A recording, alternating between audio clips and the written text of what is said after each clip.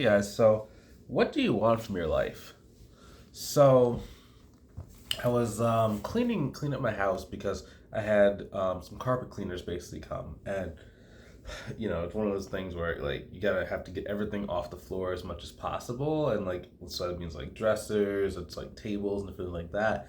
And I came into this stash of old journals that I used to keep when I was starting my business. This is back like 10 years ago. And I did a lot of different types of journaling. So I did like my daily journal, like what was going on. I did like a goals journal. I did like a goals like vision board. Like I think I've done like two or three gold vision boards of like what did I want out of my life. And it was so funny how a very good percentage of those things actually came true. Which I mean that could be a good thing, or it could be that I was thinking too small. Who knows exactly? You know what I mean? But that's why one thing that I was trying to work on, right? Is that in a lot of cases, I come from a middle class background, and like one of the challenging things is always kind of not necessarily in scarcity mode, but just kind of like there's like little mental things that kind of stop you from moving as fast as what you could, right? A lot like I was telling my mom when I met her a couple days ago. I was like, there's always like little things I have like in my head, like all these different like sayings that I have, and like they're not quite bad enough that they stop you from making money, but like if you have like middle class thing, in a lot of cases they stop you from getting to that upper echelon, right? Of like how you think, like what you do, and like how you move. And it's very interesting, kind of like have to overcome those different things. And I think that that actually was bleeding into the way I was setting goals, because they were very very safe goals. Like I wanted to get to 5 grand a month, right? Because like that could like pay for my bills, and like my business can be good. For most people, what I found is like when you're starting a bookkeeping business, if you can get to like 3 grand a month in that business, you can get to like 10, 15, 20, wherever you really want, as long as you just don't stop. But really, that key number is $3,000 a month. So for me, my first goal is 5 grand, and like that, I hit that, but it took me like in total to get to 5 grand a month. It took me about 9 to 10 months, about 9 to 10 months. Like the first 6 months, I really didn't make that much progress. I would get like maybe like one cleanup here, one cleanup there, like a $300 a month client as well, and it was just really interesting, right? Like really asking the question, and this is something that we do with our mentorship students, is like, what do you actually want from life? And the real key is like you don't have to settle. Now, when I say settle, like you don't have to settle with things being okay. So one challenge I see a lot of people face is like we kind of play a comparison game. So like compared to this set of people or compared to this person, I'm doing good. But it's like, well, what if you weren't comparing yourself to other people? You know, how would you kind of think, or how would you kind of feel about life, right? For me, for example, I wanted to be able to this this is like 10 years ago. So like for me, like at one point when I was always like frugal, so I was always like having a budget, thinking about like how much I would be spending. So like I'd always be checking the bill like on food, and I wouldn't go to like I wouldn't even call them fancy restaurants, just like any restaurant where like the bill was gonna be like more than like $25 a plate. So I'd be like Applebee's, Red Robin's. um, I had to stop going to Olive Garden because that started getting more expensive. But I would just like literally every time just be like, so man, oh my gosh, it's gonna set me over for my budget for this month. Is this gonna be something that like I have to like save up extra money for this? Oh, I want to go on this vacation, but if I go on this vacation, that's my vacation fund for the entire year, kind of thing. And it was just like always having to make decisions based on if this imaginary amount of money that I had was going to last me, because I didn't know like how much am I supposed to put towards retirement, like what is this kind of looking like, and like how much do I need, am I ahead of the mark, am I behind the mark? And what ended up happening was really really learning how to start your business so that you can really get these options. Like people see me traveling. Like this year, I've traveled about 10 times. I'm about to go in about 10 days. I'm going to be going to Mexico again, right? And like one of my goals that I always forget every single year how cold it gets in Michigan. Like when I say I forget how cold it gets, like I walked out of my house to go to a restaurant. Yesterday was Saturday. Um, it said 24 degrees. that thing felt like 10 or like 5 degrees Fahrenheit when I walked out, man. That was, and it was windy. It was so cold, man. I was like, what is going on here? And like it just kind of sneaks up on you too. So every year it's like I'm like, yeah, next year like when it snows, I'm gonna do something about it, and then I forget about it because it's like it was literally like six. I think it was like 50 or 60 degrees last week. Went from 60 degrees last week to like literally 10 degrees with the wind chill, and I was just like, what is going on here, man? But so this year I'm like I'm that's why I'm going to Mexico. That's why I went to Mexico in November, because like when I planned out in the beginning of the year, I thought that by early November it would be cold outside, although it didn't because global warming or whatever.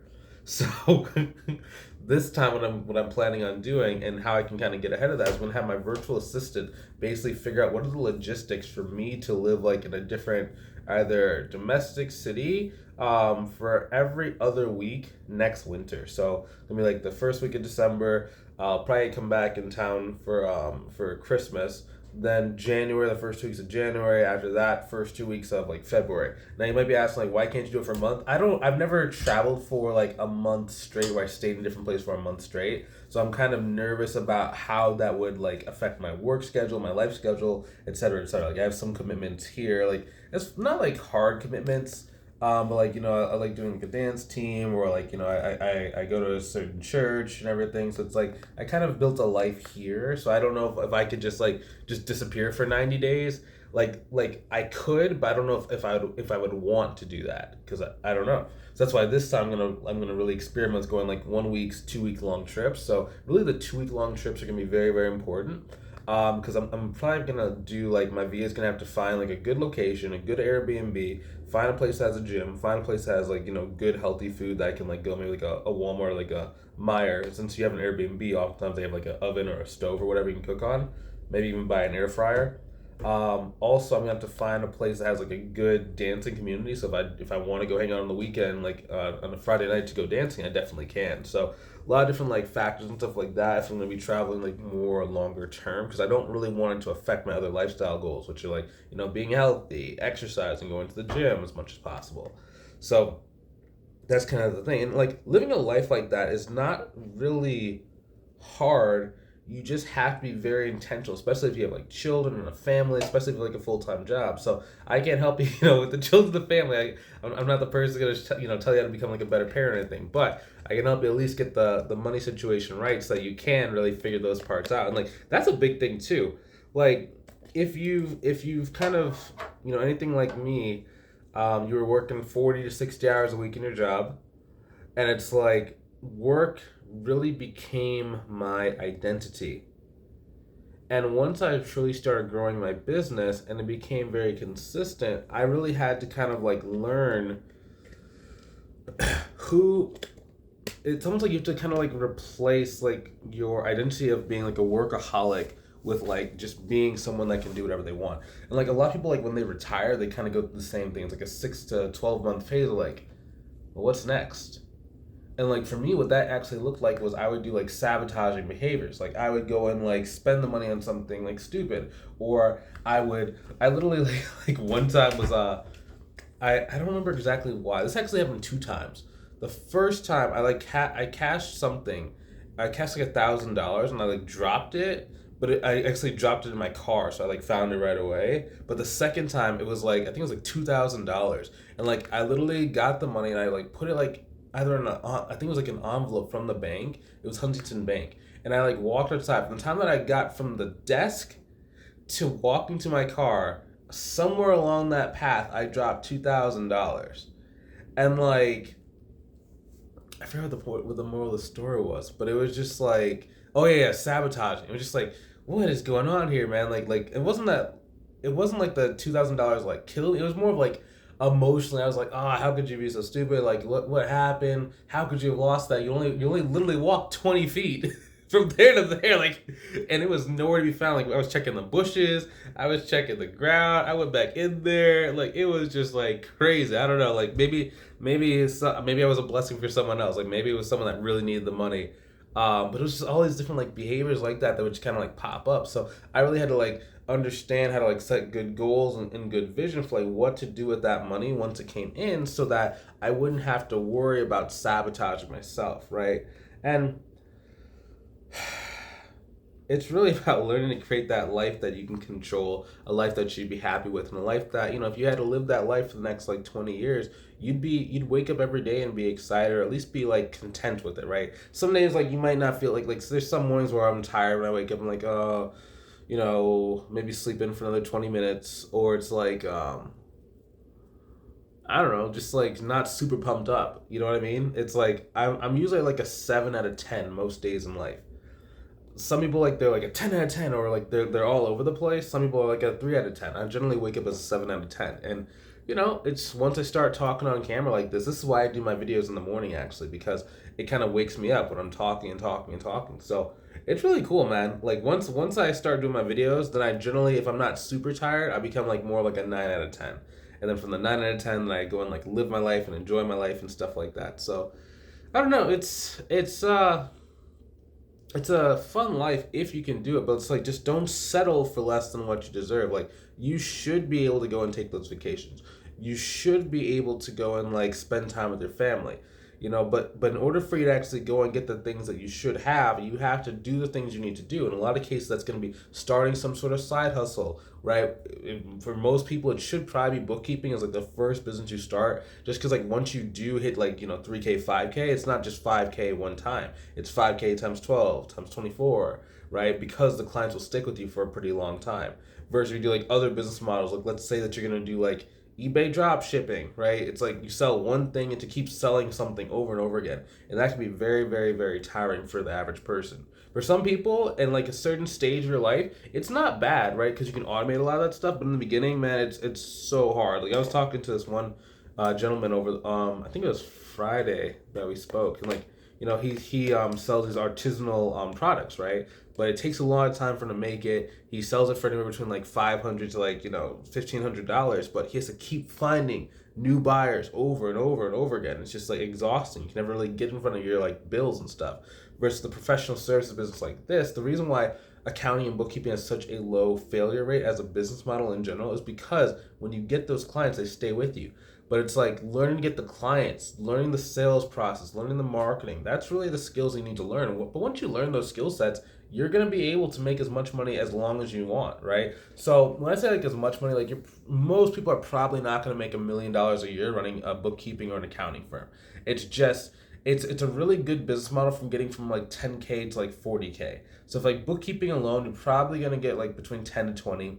If you start adding more services like AR, AP, tax planning and stuff like that, or even CFO services, you can go and get that extra 20 grand. Because like really the trick with accounting and bookkeeping is like you have to kind of decide, do you want to keep increasing like your labor size? That's like the number of like subcontractors, or if you do get to the point where you have employees, you have to keep increasing it in order to keep taking on more and more work. Or you can switch over to more of like a either package based thought-based service, right? So like CFO or tax planning or some sort of business consulting. Like I do like business consulting. I call it mentorship, but it's really business consulting, right? And I did that because I didn't want to have to keep on bringing on new contractors. I wanted to be able to just have it to where I could work a couple of extra hours a week, and between like 10 maybe 15 hours a week, and then go and make an extra six figures, and if not multiple six figures a year from that. So it's like you kind of like choose your own adventure, essentially. Some people in our program only do bookkeeping services, right? They get to 20 grand a month. That's all they want to do. Some people like they do, we have like some enrolled agents that do tax resolution as well. And they get to like, 25, 30K. We have some people that do tax planning, get to like 40 or 50K, right? So whatever your goal is, you have to at least do the stuff you need to do to get started. That's the key, is getting started. Once you get started, once you get your first client, you're off to the races, and nothing can really hold you back except for yourself.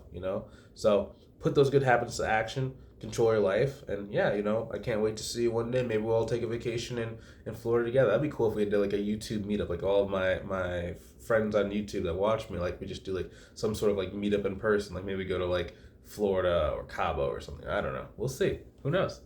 Awesome, guys. Well, hey, I'll talk to you soon. Have a good rest of your day.